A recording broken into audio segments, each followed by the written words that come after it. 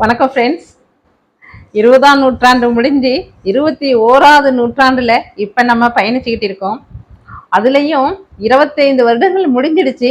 26வது வருடத்துல இப்ப பயணம் பண்ணிக்கிட்டு இருக்கோம். நம்ம இப்பவும் 90 கிட்ஸ் ஆகட்டும் இல்ல 2K கிட்ஸ் ஆகட்டும், திருமணம் அப்படின்னு வரும்போது ரொம்ப சிரமப்படுறாங்க. அதாவது வரன் தகைய மாட்டேங்குது, வரன் சரியா அமைய மாட்டேங்குது, இல்ல பேசி முடிச்சு நிச்சயதார்த்தம் இல்ல திருமணம் அப்படின்னு நாள் குறிக்கும் போது ஏதாவது ஒரு வகையில லேட் ஆகுது, தாமதமாகுது அப்படின்னு சொல்லி ரொம்ப கஷ்டப்பட்டுக்கிட்டு கவலைப்பட்டுக்கிட்டு பேரண்ட்ஸு நம்ம கிட்ட வரும்போது ரொம்ப கஷ்டமா இருக்கிறதுனாலதான் நம்ம கோவில்கள்ல பரிகாரங்கள் செய்யும் முறையை பத்தி சொல்லிட்டு இருக்கோம். இப்ப நம்ம ஜெயகௌரி ஜோதிடாலயம் சேனல்ல கூட திருமண தடை நீங்கவும், திருமணத்திற்காக எந்த கோவிலில் சென்று வழிபடலாம், குழந்தை பேருக்காக எந்த கோவிலுக்கு சென்று வழிபடலாம் அப்படிங்கிறத பத்திலாம் நம்ம பதிவுல போட்டுக்கிட்டே தான் இருக்கோம்.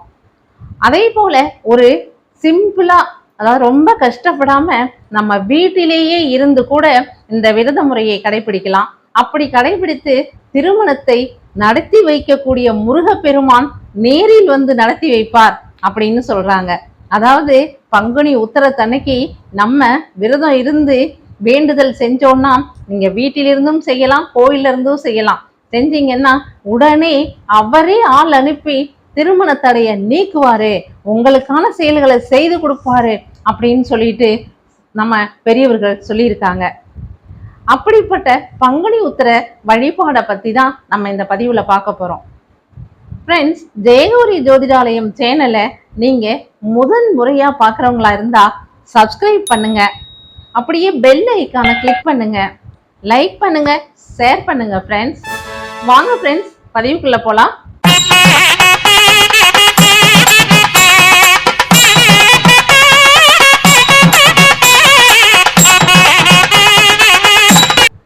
பங்குனி உத்திரங்கிறது முருகப்பெருமானுக்கு உகந்த நாளாதான் நம்ம கொண்டாடிக்கிட்டு இருக்கோம். ஆனாலும் தெய்வ திருமணங்கள் எல்லாமே, திருக்கல்யாணங்கள் எல்லாமே நடந்தது இந்த பங்குனி உத்திர நாள்ல தாங்க. அதாவது பார்வதி கல்யாணம், சீதா கல்யாணம், தெய்வான கல்யாணம், இப்படி நிறைய தெய்வங்களுக்கு திருக்கல்யாணம் நடந்தது இந்த பங்குனி உத்திர திருநாள்ல தான்.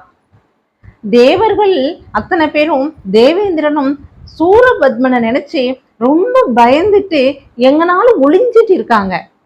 அப்ப நம்ம சுப்பிரமணியர் சூரபத்மனை சூரசம்ஹாரம் பண்ணிடுறாரு.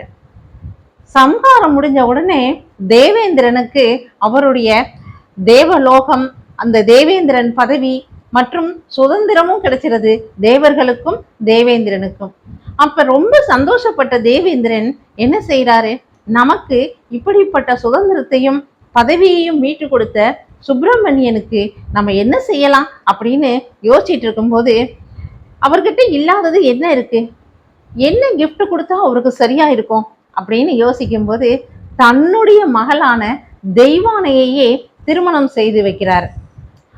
திருப்பரங்குன்றத்துல திருமணம் நடக்குது. அந்த திருமணம் நடந்த நாள் தான் இந்த பங்குனி உத்திரம்.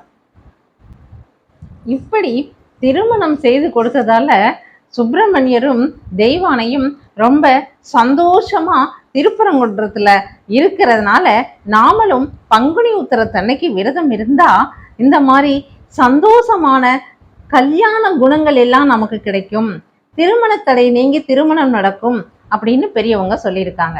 சரி, ஓகே, அது என்ன கல்யாண குணங்கள் அப்படின்னு கேக்குறீங்களா? ஆமாங்க, நாம ரொம்ப சந்தோஷமா மகிழ்ச்சியா எல்லோருக்கும் கொடுக்கக்கூடிய இயல்போட, தான தர்மம் செய்யக்கூடிய இயல்போட, அது செய்யும் போதே நமக்கு ஒரு மன நிறைவு கிடைக்குங்க. இல்லாதவங்களுக்கு கொடுக்கும் போது நமக்கு மன நிறைவு கிடைக்கும். அந்த மாதிரி நிறைவு கிடைக்கக்கூடிய ஒரு குணத்தோட நமக்கு அருள் புரிவார் சுப்பிரமணியர். அதை தான் கல்யாண குணம்னு சொல்லுவாங்க. இதை ஏன் சொல்றேன்னா, இப்ப எனக்கு குழந்தைங்களுக்கெல்லாம் கல்யாணம் ஆயிடுச்சு, பேரம்பேத்திங்களோட நான் சந்தோஷமா தான் இருக்கேன் இல்லையா, ரொம்ப சின்ன பிள்ளைங்களா இருக்காங்க எங்க பிள்ளைங்களுக்கு, அதனால நான் விரதம் இருக்கணுங்கிறது இல்லையே, இல்ல விரதம் இருந்தா வேறு என்ன கிடைக்கும், திருமணம் மட்டும்தான் நடைபெறுமா அப்படின்னு இல்லை. நீங்க என்ன வேண்டுனாலும் முருகப்பெருமான் சந்தோஷமா கல்யாண கோலத்துல இருக்கிறதுனால என்ன வேணாலும் நிறைவேற்றி கொடுப்பார். அதுல ஒண்ணுதான் இந்த சாந்தமயமான மகிழ்ச்சியான எப்பொழுதுமே சந்தோஷத்தோட நம்ம வாழ்நாள் முழுக்க சந்தோஷமா இருக்கக்கூடிய நல்ல நிகழ்வுகளை நமக்கு செய்து கொடுப்பார் பங்குனி உத்திர திருநாள் விரதம் இருந்து வழிபாடு செய்யறதுனால. பங்குனி உத்திர வழிபாடு எப்படி பண்ணலாம்னு கேட்டா, நம்ம எல்லா விரதங்களும் இருக்கிற மாதிரி தான் வீடு வாசலை எல்லாம் சுத்தம் பண்ணிட்டு நம்ம ஸ்நானம் பண்ணிட்டு நம்ம பூஜை அறையை ஏற்கனவே சுத்தம் பண்ணி தான் வச்சிருப்போம்.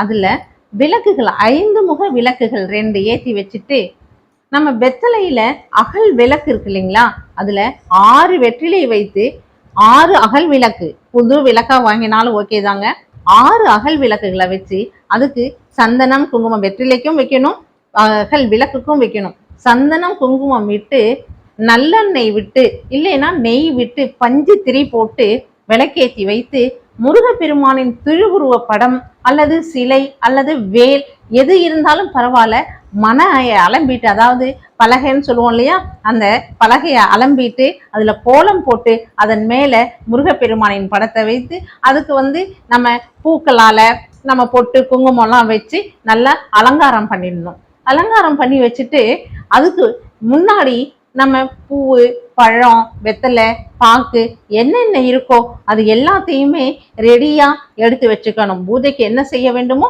அதை எல்லாத்தையுமே எடுத்து வச்சுக்கணும். அப்புறம் உங்களுக்கே தெரியும், ஊதுபத்தி கற்பூரம் சாம்பிராணி இது எல்லாமே ரெடி பண்ணி எடுத்து வச்சுக்கணும். அதற்கு பிறகு நம்ம இதற்கு முக்கியமான நைவேத்தியம் என்னன்னாங்க, சர்க்கரை பொங்கல் தான். முருகப்பெருமானுக்கு மிகவும் பிடித்த நைவேத்தியம்னு எங்க பாட்டி சொல்லுவா.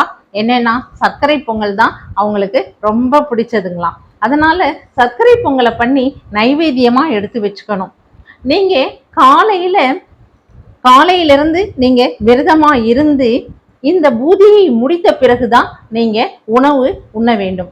அப்ப அந்த விரத முறையில நீங்க முருகப்பெருமானை வழிபடும் போது எனது மகனுக்கோ இல்ல மகளுக்கோ இல்ல அந்த பெண் அந்த பையன் எனக்கு அப்படின்னு சொல்லி திருமண தடை நீங்கி சீக்கிரம் திருமணம் ஆகிறதுக்காக நீங்க தான் அருள் புரியணும் அப்படின்னு சொல்லி முருகப்பெருமானை வேண்டிக்கணும்.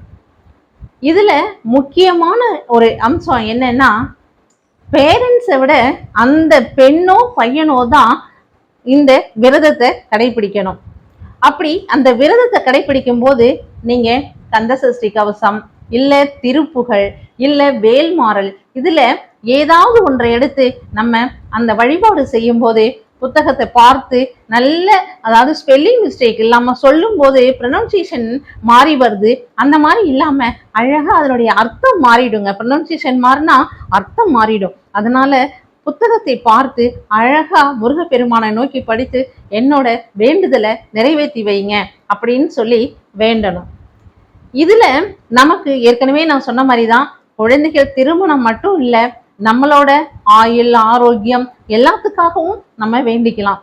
அது இல்லாம நமக்கு நம் வாழ்நாள் முழுக்க கல்யாண குணம்னு சொன்னேன் இல்லைங்களா, அந்த மாதிரி எல்லோரிடமும் அன்பாகவும் பரிவாகவும் ஆசையாகவும் அதே சமயம் சிரித்த முகத்துடன் இருக்கிறத இல்லைன்னு சொல்லாம கொடுக்கக்கூடிய மனத்துடன் நாம இருக்கணும் அப்படிங்கிறதுக்காகவும் இந்த வழிபாடை செய்யலாம். நம்ம இப்படி சர்க்கரை பொங்கல் வைத்து நேவேத்தியம் செய்து அதை 4 பேத்துக்கு, யாராவது 4 பேத்துக்கு கூப்பிட்டு, உங்க வீட்டுல கூப்பிட்டு குழந்தைகளாக இருந்தாலும் சரி யாருக்காவது அதை கொஞ்சம் விநியோகம் பண்ணிட்டு அதுக்கப்புறமா நீங்க சாப்பிட்டுட்டு அதுக்கப்புறம்தான் மற்றவர்களுக்கு அதை கொடுக்கணும். ஏன்னா நீங்க விரதமா இருக்கீங்க இல்லையா, விரதமா இருக்கவங்க எல்லாருமே அந்த பிரசாதத்தை கொஞ்சம் சாப்பிட்டுட்டு தான் நம்ம விரதத்தை விடணும். ஓகேங்களா? இப்படி அந்த நேரத்துல நீங்க சரவண பவாவோ இல்ல முருகா முருகானோ நீங்க அந்த நாள் முழுக்க சொல்லிக்கிட்டே இருக்கலாம். பங்குனி மாதம் உத்திர நட்சத்திரமும் பௌர்ணமியும் இருக்கக்கூடிய, பௌர்ணமி திதியும் இருக்கக்கூடிய அந்த நாட்டுல தான் நம்ம பங்குனி உத்திரமா விரத வழிபாட்டுக்கு வச்சுக்கணும். அப்படி பார்த்தோம்னா இந்த வருடம் ஏப்ரல் 1ஆம் தேதி காலையில 7:30 மணிக்கு மேலதான் நீங்க விரதத்தை துவங்கணும். விரதத்தை துவங்கி நீங்க 4 மணிக்குள்ள முடிச்சுக்கலாம். கோவில்களுக்கு சென்று விரதம் முடிப்பவர்களும் சரி, கோவில்ல போய் பக்கத்துல இருக்கிற சுப்பிரமணியர் ஆலயம், சிவன் கோவில்ல சுப்பிரமணியர் இருப்பாங்க, முருகன் இருப்பாரு, இது மாதிரி இருக்கக்கூடிய ஆலயங்கள்ல போய் நீங்க வழிபட்டுட்டும் வரலாம். அந்த மாதிரி வழிபட்டு வரும்போது அங்கே இருக்கக்கூடியவர்களுக்கு நம்மளால முடிந்த ஏதாவது ஒரு, அதாவது மஞ்சள், குங்குமம், மஞ்சள் சரடு, மாங்கல்ய சரடு, இப்படி ஏதாவது கொடுத்துட்டு வந்தோம்னா இன்னும் சந்தோஷமா இருக்கும். அந்த சிவபெருமானும் சரி, முருக பெருமானும் சரி, கல்யாண கோலத்துல இருக்கும்போது ரொம்ப சந்தோஷமா இருக்கிறதுனால நமக்கும் நல்லதே செய்வாங்க. அதே போல அன்றே அல்லது அதுக்கு அடுத்த நாள் திருக்கல்யாணம் நடைபெறும். எல்லா கோவில்களிலுமே முருகப்பெருமானுக்கு திருக்கல்யாணம் நடைபெறும். அந்த திருக்கல்யாணத்துல நீங்க விரதம் இருந்த நீங்க, உங்க பையன் இல்ல உங்க பொண்ணு யாராக இருந்தாலும் சரி, அவங்கள கூட்டிட்டு போய் அந்த கல்யாணத்தை பார்க்க வைங்க. திருமணம் நடைபெறும் போது அந்த இடத்துல இருக்கிற மாதிரி பார்த்துக்கோங்க. இதுல ஒரு சின்ன பரிகாரம் என்னன்னா, அந்த திருக்கல்யாணத்துக்கு வேண்டிய பொருட்கள் என்ன வேண்டுமோ, அட்லீஸ்ட் பூவாக கூட இருக்கலாம், கொண்டு போய் கொடுத்தா அதுவே ஒரு திருமண தடை நீங்கிறதுக்காக ஒரு பரிகாரம் தாங்க. இல்லையா, அங்க திருக்கல்யாணம் நடக்கக்கூடிய இடத்துல இருக்கக்கூடிய ஐயர், குருக்கள் யாரிடமாவது என்ன வாங்கி கொண்டாந்து கொடுக்கட்டும் அப்படின்னு கேட்டுட்டு கூட நீங்க வாங்கி கொடுக்கலாம். சரிங்களா? இதுவே ஒரு பரிகாரம் தான். அதே போலதான் நான் ஏற்கனவே சொன்ன மாதிரி திருக்கல்யாணம் முடிஞ்சு வெளியில வர்ற பெண்களுக்கு நம்ம மஞ்சள் சரடு, மஞ்சள், குங்குமம், பூ, இது மாதிரி எல்லாம் வைத்து அவர்களிடம் கொடுத்து ஆசீர்வாதம் வாங்கிக்கணும். அவங்க அதை வாங்கும் போதே சிரிச்சிட்டு சந்தோஷமா போவாங்க. அது ஒவ்வொருத்தருமே அம்மன் அப்படின்னு சொல்லிட்டு பெரியவா சொல்லியிருக்காங்க. மஞ்சள் குங்குமம் வாங்கிக்கக்கூடிய ஒவ்வொருவருமே நமக்கு காமாட்சி அம்மனா தெரிவாங்க அப்படின்னு மகா பெரியவா சொல்லியிருக்காரு. அதே போல நம்ம இதெல்லாம் செய்யும் போது இதுவே ஒரு பரிகாரமா அமையும். சீக்கிரமா நமக்கு கல்யாணம் ஆகும், நம்ம குழந்தைங்க சந்தோஷமா இருப்பாங்க, நம்ம வேண்டுதல் எல்லாமே நிறைவேறும். அதனால அவசியம் இந்த பங்குனி உத்திர விரத முறையை நீங்க கடைபிடிங்க. நமக்காகவும் நம்ம குழந்தைங்களுக்காகவும், இன்னொன்னும் இந்த நாட்டு மக்கள் எல்லாரும் நன்னா இருக்கணும்னு வேண்டிட்டு நம்ம இந்த விரதத்தை கடைபிடிப்போம். ஓகேங்களா ஃப்ரெண்ட்ஸ்? நல்ல ஒரு பதிவு சொன்னேன்னு நினைக்கிறேன். Thank you friends. பாய்.